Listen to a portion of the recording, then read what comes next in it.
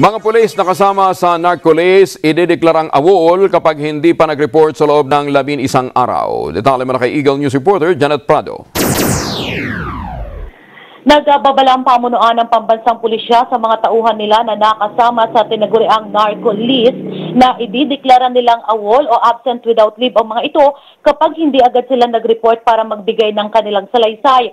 Ayon kay PNP PIO Chief Police Senior Superintendent Leonardo Carlos, 11 araw lamang ang ibinibigay nila sa mga PNP personnel na kasama sa listahang inilabas ni Pangulong Rodrigo Duterte para lumutang at mag-report sa kanilang mga mother units. Sinabi ni Carlos na hindi naman umano kailangang mismo dito sa Campo Crame pa magtungo ang mga pulis na na-implicate sa illegal drug operations dahil maaari naman umanong kahit sa kanila mga immediate superior na lamang sila magpakita para makuhanan ng statement hinggil sa kanilang posibleng partisipasyon sa operasyon ng ipinagbabawal na gamot. Bukod sa pagiging awol ay maaari din umanong kasuhan ng insubordination ang mga narco-police kapag hindi pa rin nagsisuko ang mga ito.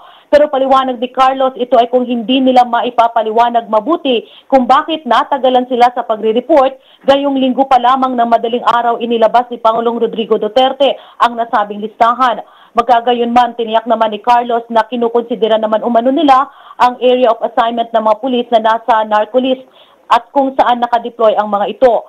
Sisimulan umano nila ang pagbibilang sa 11 araw noong Lunes ng umaga matapos magpaso ang 24 hours deadline ni Pangulong Digong.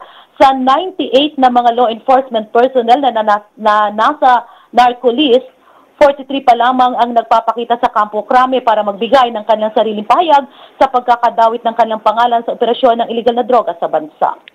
Para sa Eagle News, Janet Prado, I'm 125.